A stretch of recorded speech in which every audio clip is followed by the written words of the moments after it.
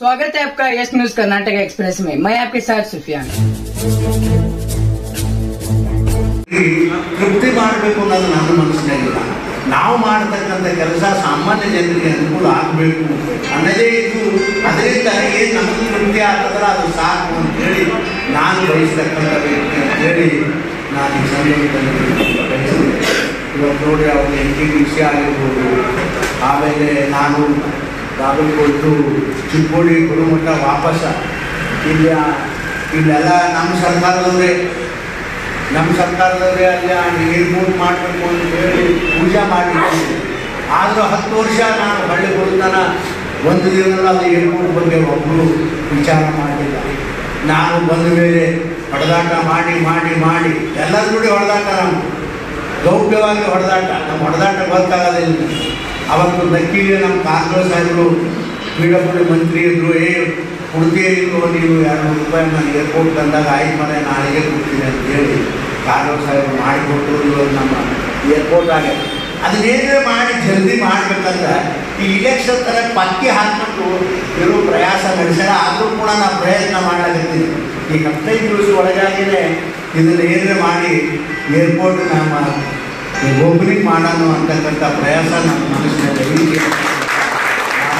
ಹೇಳಿ ಒಂದಲ್ಲ ಎರಡಲ್ಲ ಸಾಕಷ್ಟು ನಮ್ಮ ಸರ್ಕಾರದಲ್ಲಿ 10 ವರ್ಷದಲ್ಲಿ ಹಿಂದೆಂದೂ ಆಗದೇ ಇರತಕ್ಕಂಥ ಕೆಲಸ ಈ ದೇಶದಲ್ಲಿ ಪ್ರತಿಯೊಂದು ಕ್ಷೇತ್ರದಲ್ಲಿ, ಬರೀ ಬಿಜಾಪುರ ಒಂದೇ ಅಲ್ಲ, ಪ್ರತಿಯೊಂದು ಕ್ಷೇತ್ರದಲ್ಲಿ, ಪ್ರತಿಯೊಂದು ಜಿಲ್ಲೆಯಲ್ಲಿ, ಇಡೀ ರಾಜ್ಯದ ತುಂಬ, ಇಡೀ ದೇಶದ ತುಂಬ ಎಲ್ಲ ಕಡೆಗೂ ಕೂಡ ಸಾಕಷ್ಟು ಅಭಿವೃದ್ಧಿಯ ಕೆಲಸಗಳನ್ನು ಆಗ್ಯಾವ ಅಂತಕ್ಕಂಥ ಮಾತುವನ್ನು ಅತ್ಯಂತ ಸಂತೋಷದಿಂದ ಈ ಸಂದರ್ಭದಲ್ಲಿ ನಾನು ಹೇಳಿ, ನೀವು ಹೇಳಿದ್ರಿ BJP 275 ಸೀಟ್ ಬರ್ತಾವೆ, ನಮ್ಮ ಎಲ್ಲ ಕೂಡಿ 400 ಸೀಟ್, 375 ಬರ್ತಾವೆ ಅಂತ ಹೇಳಿದ್ರು.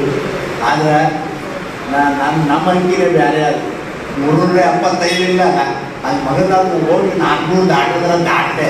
ಯಾಕಂದ್ರೆ ಯಾರಿಲ್ಲಪ್ಪ, ಈಗ ನಮ್ಮ ಸಿದ್ದರಾಮಯ್ಯವ್ರು ಎತ್ತಿ ದಿನ ಹೇಳ್ತಾರ, ನಾನು ಜೋರ್ಲೆ ಹೇಳ್ತಾರೆ. ಯಾಕೆ ನನಗೆ ಬರೋದಾಗ ಮೊದಲಕ್ಕೆ ಇವತ್ತು ಜೋರ್ಲೆ ಹೇಳ್ತಾರೆ, ನಿಮ್ಮ ಎಲ್ಲಿರೋರು ನಿಮ್ಮ ಆಶೆಗಳಿಗೆ ನಾವು ಸ್ಪಂದನ ಮಾಡಿದೆವು, ನೀವು ನಮ್ಮ ಜೊತೆ ಇದ್ದರೆ ಸ್ವಾಮಿ ಇದು ಎಷ್ಟು ಬೇಕಾದಷ್ಟು ಒದರ್ಕೊಳ್ತೀರಿ. ನೀವು ಮತ್ತು ನಿಮ್ಮ ಸ್ನೇಹಿತ DK ಶಿವಕುಮಾರ ನೀವು ಗೆಲ್ಲೋದು 3 ಸೀಟ್, 3 ಸೀಟ ನನ್ನ ಮನಸ್ಸಾಗ ಅದಾವೆ, ಎಲ್ಲೆಲ್ಲಿ ಗೆದ್ದಿದ್ದಾವೆ ಅನ್ನೋದು ಅವ್ರು ಕೂಡ ಗೆದ್ದಿದ್ದಾವೆ. ಅವ್ರು ಅದಕ್ಕಿಂತ ಹೆಚ್ಚಿಗೆ ಗೆದ್ದಿಲ್ಲ ಅಂತಕ್ಕಂಥದ್ದು ಭಾಳ ಸ್ಪಷ್ಟವಾಗಿ ಇಲ್ಲೇ ಇರ್ತಿರಲ್ಲ, ನೀವು ನೋಡ್ರಿ ಇಲ್ಲೇ ಇರ್ತಿರಲ್ಲ. ಅವರೆಲ್ಲ ಹೇಳ್ತಾರೆ ನಾವು 25 ಗೆದ್ದು 15 ಗೆದ್ದು 20, ಅವ್ರು ಗೆಲ್ಲಕ್ಕೆ ಆಗೋದಿಲ್ರಿ. ಏನು ಮಾಡಿ ಗೆದ್ದಾರಪ್ಪ, ಏನು ಮಾಡಿದ್ರೆ ಗೆದ್ದ ಒಂದು ರೋಡ್ ಮಾಡಿಸಂದ್ರೆ ಎಲ್ಲಿ ರೋಡ್ ಮಾಡಿಸೋದು, ಒಂದು ಬುಟ್ಟಿ ಮಣ್ಣು ಹಾಕೋ ಇಲ್ಲ ಮಣ್ಣು ಹಾಕೋದು, ಇವ್ರಿಗೆ ಇದಕ್ಕೆ ಕೋಟ್ ಹಾಕ್ಬೇಕಾ?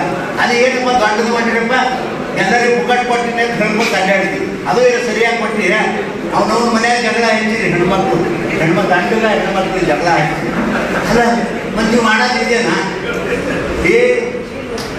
ಅವ್ರು ಯಾರು ನಂಬೋದಿಲ್ಲ ಅವರು. ಯಾಕಂದ್ರೆ 70 ವರ್ಷ ಅದನ್ನೇ ಮಾಡ್ಯಾರ ಅವರು, ಇದೇ ರಾಜಕಾರಣನೇ ಮಾಡ್ಯಾರ. ತಮಗೆ ಎಷ್ಟು ಬೇಕು ಕೆಲಸಗಳನ್ನು ಮಾಡ್ಯಾರ, ಎಷ್ಟು ತಾವು ಮನೆ ತುಂಬಿಸ್ಕೊಳ್ಳೋದಕ್ಕಂಥ ಕೆಲಸ ಮಾಡ್ಯಾರ ವಿನಾ ಸಾರ್ವಜನಿಕರ ಬಗ್ಗೆ ಯಾವತ್ತೂ ಕೂಡ ಅವರು ಚಿಂತನೆ ಮಾಡಲಿಲ್ಲ. ನರೇಂದ್ರ ಮೋದಿಯವರು ನೋಡಿ ಆ ಮನುಷ್ಯ ಬಡತನ ಮನುಷ್ಯ ರೀ.